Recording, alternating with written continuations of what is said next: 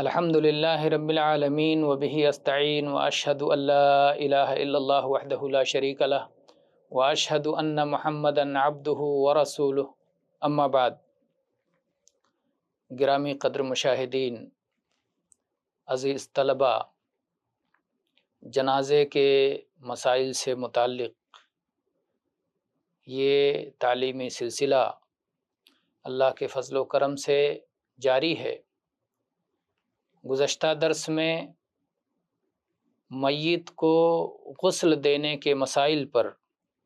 گفتگو ہوئی تھی اور غسل میں کن چیزوں کا لحاظ کرنا چاہیے، کس طرح غسل دینا چاہیے، بعض باتیں ہوئی تھیں۔ اسی میں ایک بات جو رہ گئی تھی، آج اسے مکمل کر کے پھر ہم آگے اس مسئلے کی طرف جاتے ہیں کہ کیا یہ آپ کو بتایا گیا تھا کہ اصل یہ ہے کہ مرد کو مرد حضرات غسل دیں اور عورت کو عورتیں غسل دیں، یہی اصل ہے۔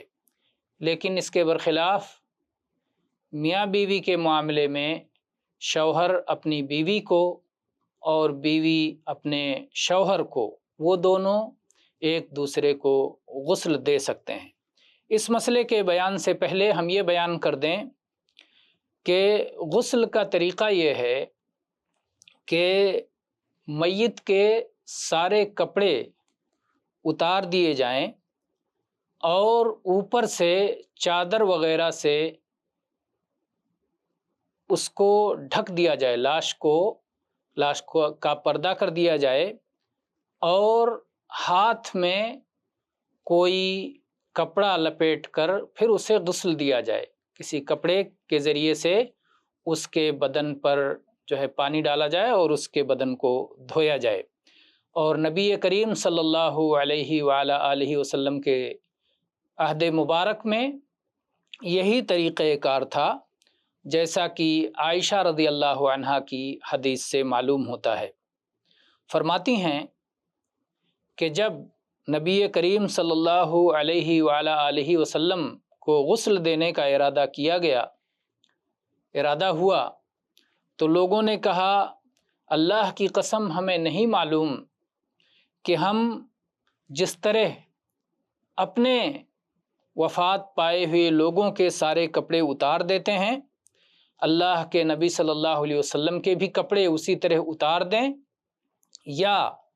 آپ کو آپ کے کپڑوں سمیت غسل دیں۔ اس میں جب صحابہ کے درمیان اختلاف ہو گیا، غسل دینے والوں کے درمیان اختلاف ہو گیا، تو اللہ تبارک و تعالیٰ نے ان پر نیند طاری کر دی، یہاں تک کہ ان میں سے ہر کوئی نیند کی وجہ سے اس کا سر جھک کر اس کے داڑھی سے لگ رہا تھا، داڑھی سینے سے لگ رہا تھا، اس طرح سے سر نیند کی وجہ سے جھکے جا رہے تھے۔ پھر گھر کے ایک گوشے سے کسی کہنے والے نے آواز دی، انہیں نہیں معلوم کہ یہ کون تھا جو کہہ رہا تھا کہ نبی کریم صلی اللہ علیہ وآلہ آلہ وسلم کو ان کے کپڑوں ہی میں غسل دیا جائے اور آپ کے کپڑے نہ اتارے جائیں۔ چنانچہ غسل دینے والے کھڑے ہوئے اور اللہ کے نبی صلی اللہ علیہ وسلم کی قمیص آپ کے بدن پر تھی، قمیص کے اوپر سے پانی ڈالتے جا رہے تھے اور قمیص کے اوپر ہی سے آپ پر بدن پر پانی ڈال کے ملتے بھی جا رہے تھے۔ ہاتھ ڈائریکٹ جسم کو لگانے کے بجائے کپڑے کے اوپر سے آپ کو غسل دیے جا رہے تھے، تو کپڑوں سمیت آپ کو غسل دیا گیا۔ اور عائشہ رضی اللہ عنہا فرماتی ہیں کہ اگر مجھے وہ بات پہلے معلوم ہو گئی ہوتی جو بعد میں معلوم ہوئی، تو نبی کریم صلی اللہ علیہ وسلم کو آپ کی ازواج مطہرات ہی نے، آپ کی بیویوں ہی نے غسل دیا ہوتا۔ یہ حدیث سنن ابی داؤد اور حدیث کی دیگر کتابوں میں موجود ہے۔ اسی طرح سے غسل کے معاملے میں یہ بھی یاد رکھا جائے کہ جیسے بتایا گیا کہ غسل کے اخیر میں خوشبو لگایا جائے اور بہتر یہ ہے کہ کافور لگایا جائے، تو اس معاملے میں محرم کا استثناء ہے، جس کی وفات حالت احرام میں ہو گئی، حج یا عمرہ کرتے ہوئے ہو گئی، تو اسے خوشبو نہیں لگایا جائے گا، خوشبو لگانا جائز نہیں ہے، جیسا کہ نبی کریم صلی اللہ علیہ وسلم کی حدیث ہے اس شخص سے متعلق کہ جو اپنی سواری سے گر کر وفات پا گیا تھا حج کے دوران، آپ نے فرمایا لا تحنطو، اور ایک روایت کے الفاظ ہیں لا تطیبو، کہ اس پر حنوط نہ ملو، اس پر عطر نہ لگاؤ، خوشبو نہ لگاؤ، وہ قیامت کے دن جب مرنے کے بعد زندہ ہوگا تو لبیک پکارتا ہوا کھڑا ہوگا۔ تو یہ ایک استثناء ہے غسل کے مسائل میں۔ اور غسل کے مسائل میں جیسا کہ آپ کو بتایا گیا کہ شوہر اپنی بیوی کو اور بیوی اپنے شوہر کو غسل دے سکتی ہے۔ اصل یہ ہے کہ مرد حضرات مرد کو غسل دیں اور عورتیں خواتین عورتوں کو غسل دیں وفات کے بعد، یہی اصل ہے، لیکن اس اصل سے مستثنیٰ ہے میاں بیوی ایک دوسرے کو غسل دے سکتے ہیں۔ ایک تو وجہ یہ ہے کہ اس سے کوئی رکاوٹ نہیں ہے اور اصل جواز ہے، اور دوسری بات اس مسئلے کی تائید بھی بعض احادیث سے ہوتی ہے، جیسے کہ عائشہ رضی اللہ عنہا کی وہ حدیث جو ابھی آپ نے سنی کہ عائشہ رضی اللہ عنہا نے فرمایا لو کنت استقبلت من امری مستدبرت ما غسل النبی صلی اللہ علیہ وسلم غیر نسائہ، سنن ابن ماجہ، سنن ابو داؤد وغیرہ کی حدیث ہے کہ اگر مجھے وہ بات پہلے معلوم ہو گئی ہوتی جو بعد میں معلوم ہوئی تو نبی کریم صلی اللہ علیہ وسلم کو آپ کی وفات کے بعد آپ کی ازواج مطہرات ہی نے غسل دیا ہوتا۔ تو ایک حدیث تو یہ دلیل ہو گئی کہ عائشہ رضی اللہ عنہ کہتی ہیں کہ اللہ کے نبی صلی اللہ علیہ وسلم کو آپ کے ازواج نے غسل دیا ہوتا، جو بات نہیں معلوم ہونے کی وجہ سے نہ ہو سکا، دیر سے بات معلوم ہوئی۔ دوسری حدیث عائشہ رضی اللہ عنہا ہی سے مروی ہے، فرماتی ہیں کہ اللہ کے رسول صلی اللہ علیہ وآلہ وسلم بقیع کے قبرستان سے ایک جنازے کا ساتھ دینے کے بعد، جنازے کی تدفین کے بعد واپس ہوئے، اور مجھے اپنے سر میں سر درد کا احساس ہو رہا تھا۔ میں نے کہا، عائشہ رضی اللہ عنہ کہتی ہیں کہ میں نے کہا ہائے میرا سر، کافی سر میں درد تھا، تو اللہ کے نبی صلی اللہ علیہ وسلم نے فرمایا بلکہ ہائے میرا سر۔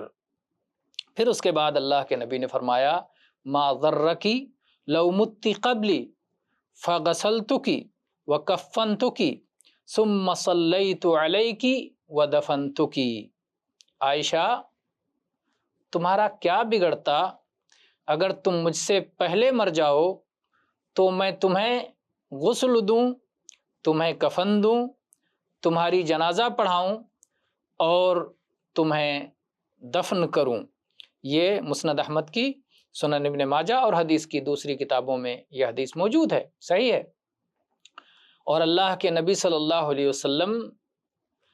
ہمیشہ، چاہے آپ مذاق میں کوئی بات کہیں، ہنسی میں کوئی بات کہیں، غصے میں کوئی بات کہیں، کسی حالت میں جو بھی آپ نے بات کہی ہے وہ بالکل برحق ہے، آپ کی زبان سے جو کچھ نکلا حق ہی نکلا، ناحق کبھی نہیں نکلا۔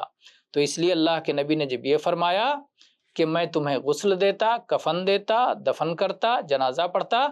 اور اپنی بیوی سے متعلق عائشہ رضی اللہ عنہ سے متعلق فرمایا، تو اس سے معلوم ہوتا ہے کہ ایسا کرنا جائز اور درست ہے۔ شوہر اپنی بیوی کو غسل دے سکتا ہے اور اسی طرح سے بیوی بھی اپنے شوہر کو غسل دے سکتی ہے۔ اور اس سلسلے میں علی رضی اللہ عنہ کے بارے میں یہ روایت ثابت ہے کہ انہوں نے فاطمہ رضی اللہ عنہا کو غسل دیا ان کی وفات کے بعد، اور ایسے ہی ابو بکر صدیق رضی اللہ عنہ کو ان کی بیوی ام رومان نے غسل دیا۔ تو یہ رہا مسئلہ کہ میاں بیوی ایک دوسرے کو غسل دے سکتے ہیں۔ اسی طرح سے غسل کے مسائل میں یہ بات بھی سمجھنی چاہیے کہ غسل وہ شخص دے جو غسل کی سنت کا زیادہ جاننے والا ہو، تاکہ سنت کے مطابق میت کو غسل دے سکے، خصوصاً اگر وہ اہل و عیال میں سے ہے، قریبی رشتہ داروں میں سے ہے۔ اس لیے کہ نبی کریم صلی اللہ علیہ وآلہ وسلم کو جن لوگوں نے غسل دیا تھا وہ آپ کے قریبی رشتہ دار تھے اور غسل کی سنت کو جاننے والے تھے۔ اور علی رضی اللہ عنہ یہ بات بیان کرتے ہیں کہ میں نے اللہ کے رسول صلی اللہ علیہ وآلہ وسلم کو غسل دیا اور میں نے دیکھا کہ آپ زندگی کی حالت میں جس طرح پاکیزہ تھے، وفات کے بعد بھی اسی طرح پاکیزہ تھے، موت کے بعد جو تبدیلیاں ہوتی ہیں کسی طرح کی کوئی تبدیلی نظر نہیں آئی۔ اور اسی طرح سے جنازے کے مسائل میں سے یہ بات بھی یاد رہے کہ جو شخص کسی میت کو غسل دیتا ہے اللہ تعالیٰ نے اس سے اجر عظیم کا وعدہ کیا ہے، بشرطے کہ وہ پردہ پوشی کا اہتمام کرے۔ دو شرطیں، ایک تو اخلاص کے ساتھ غسل دے اور دوسرے پردہ پوشی کا اہتمام کرے، اور اگر کوئی ناپسندیدہ چیز نظر آ جائے تو وہ قطعاً کسی سے بیان نہ کرے۔ اس سلسلے میں اللہ کے نبی صلی اللہ علیہ وآلہ وسلم کی حدیث ہے، من غسل مسلما فکتم علیہ غفر اللہ لہ 40 مرہ،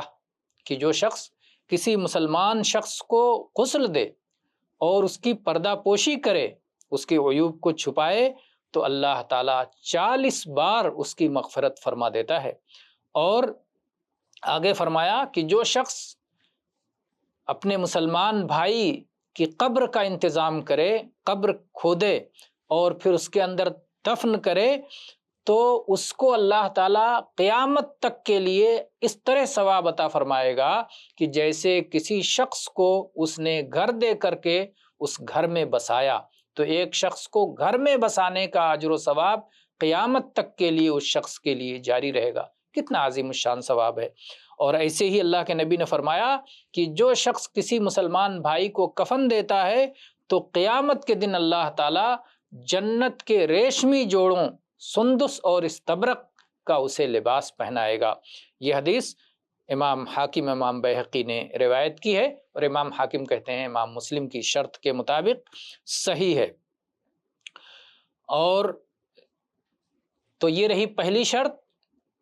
اجر و ثواب پانے کی۔ اگر کوئی شخص کسی مسلمان مردے کو غسل دے رہا ہے تو اس کو بڑا اجر و ثواب ہے۔ پہلی شرط یہ ہے کہ وہ پردہ پوشی کرے۔ دوسری شرط یہ ہے کہ یہ عمل وہ خالص اللہ کی رضا کے لیے کرے، کسی دنیاوی بدلے کا ارادہ نہ رکھتا ہو، کسی شکریہ کا ارادہ نہ رکھتا ہو، اور کسی طرح کی دنیاوی مال و متاع کی خواہش نہ رکھتا ہو اور اس کا آرزومند نہ ہو۔ اس لیے کہ شریعت میں یہ بات بہت معروف ہے کہ اللہ تعالیٰ وہی عمل قبول فرماتا ہے جو خالص اللہ کے لیے کیا گیا ہو، اور کتاب و سنت میں اس کے بے شمار دلائل ہیں۔ ہم صرف ایک دلیل کے ذکر پر اکتفا کرتے ہیں۔ اللہ تعالیٰ نے فرمایا فَمَنْ كَانَ يَرْجُو لِقَاءَ رَبِّهِ فَلْيَعْمَلْ عَمَلًا صَالِحًا وَلَا يُشْرِكْ بِعِبَادَةِ رَبِّهِ أَحَدًا،